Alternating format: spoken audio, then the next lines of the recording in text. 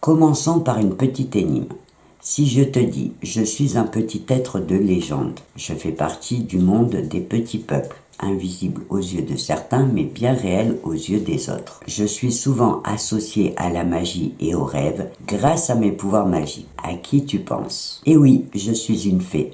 Et aujourd'hui, je vais te raconter comment l'imagination peut transcender la vérité, nourrir l'imagination collective et transformer des idées en vérité partagée. Dans cette vidéo, je vais te raconter une histoire fascinante, une légende qui montre à quel point l'imagination peut transformer notre réalité. La légende des fées de Cottingley est l'exemple parfait de la manière dont la croyance alimentée par l'imagination peut transcender les faits et nourrir l'imagination collective. Alors, pour cette vidéo, je t'ai fait une petite version courte de l'histoire, mais si ça t'intéresse, j'ai mis le lien de l'histoire complète dans la description de cette vidéo. L'histoire se passe en 1917 dans un petit village d'Angleterre, Cottingley, où deux cousines passent les vacances d'été ensemble dans la maison familiale. Elsie et Frances ont fait des photos qui ont captivé l'attention du monde entier. Sur ces photos qu'elles ont faites dans le jardin de leur maison, elles semblaient être en compagnie de fées. Au début, le papa de Elsie, qui était lui-même photographe, en a conclu à une farce d'enfant. Sauf qu'au fur et à mesure que les photos ont circulé, les gens ont commencé à y croire. Des experts se sont intéressés à ces photos, les ont examinées et en ont conclu qu'il n'y avait aucun trucage, y compris Sir Arthur Conan Doyle,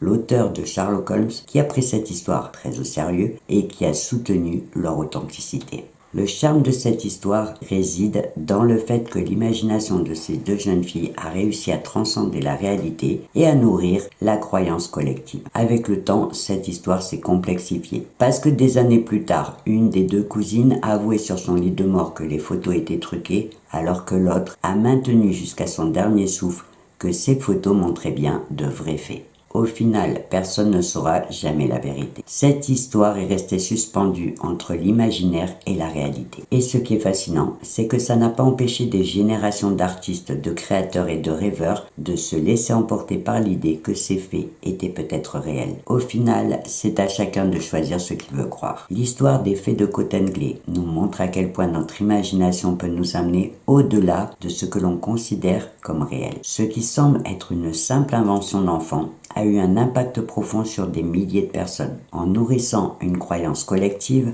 en inspirant des artistes et des écrivains et en créant un monde parallèle où l'imaginaire a pris vie. Cette histoire montre également que parfois l'imagination n'a pas besoin d'être vraie pour devenir réelle dans l'esprit des autres. Ce phénomène est puissant. Une idée, une vision, une image peut voyager au-delà de l'individu et transformer la perception collective de la réalité. Que l'on parle de faits, de rêves ou de projets, notre imagination façonne ce que nous voyons. Et parfois, ce que nous voyons devient plus vrai que ce que nous pouvons toucher ou prouver. Et cette histoire nous amène à nous poser une question profonde. Peut-on vraiment distinguer la réalité de ce que notre imagination crée? Et surtout, comment ces créations imaginaires peuvent nourrir notre créativité, nos relations et notre vision du monde. Les neurosciences nous expliquent que notre cerveau a une capacité étonnante à intégrer l'imaginaire dans notre expérience de la réalité. En fait, lorsqu'on s'imagine une situation ou un événement, notre cerveau réagit pratiquement de la même façon que si on vivait cette expérience réellement. Et c'est cette plasticité cérébrale qui permet à notre imagination de se manifester dans notre quotidien pour nourrir nos rêves, nos projets et nos croyances. Ainsi, même si cette légende des fées de Cottingley est restée incertaine, elle a traversé le temps et les frontières grâce à la puissance de l'imagination. Et elle démontre que parfois, croire en quelque chose même sans preuve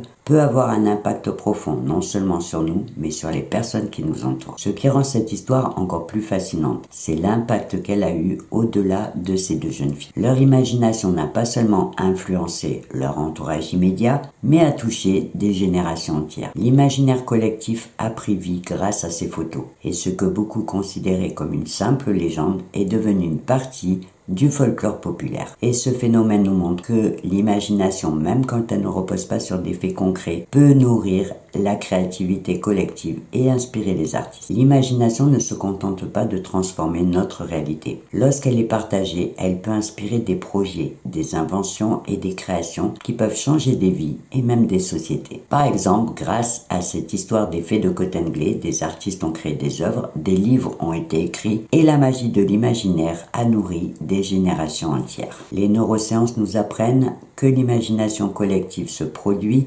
lorsque plusieurs personnes se connectent autour d'une idée commune. Elle peut se propager et se renforcer, créant ainsi une réalité partagée. Et les recherches montrent que la participation à un même imaginaire peut modifier nos perceptions, nos croyances et même notre comportement. Ce qui explique pourquoi ce genre de légende continue d'inspirer et de fasciner même après des décennies. L'imagination collective est une énergie qui, une fois lancée, peut se nourrir d'elle-même et faire grandir des idées, des mouvements et même des rêves. Ce phénomène montre aussi que l'imagination n'a pas besoin d'être vérifiée pour être puissante. Elle peut changer notre perception en nous offrant de nouvelles perspectives et en ouvrant sur des horizons créatifs. Même si, comme dans cette histoire de fées, la vérité n'a jamais été entièrement prouvée. Ce n'est plus la véracité des faits qui compte, mais l'impact que l'histoire et l'imaginaire ont eu sur les personnes qui y ont cru. Pour conclure, je te dirais que l'essentiel à retenir, c'est que l'imagination peut transcender la réalité. Cette histoire des fées de Cottingley nous montre que même quand l'imagination ne repose pas sur des faits concrets, elle peut nourrir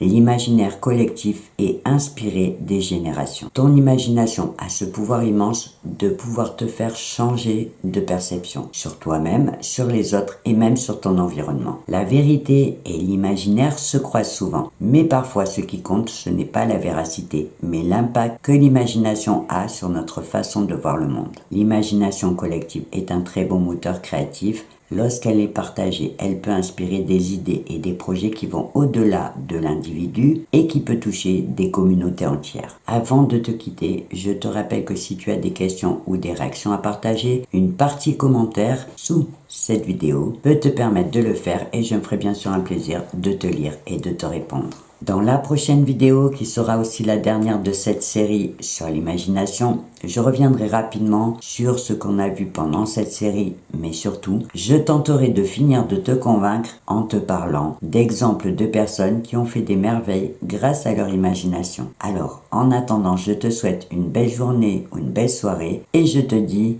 au revoir et à bientôt.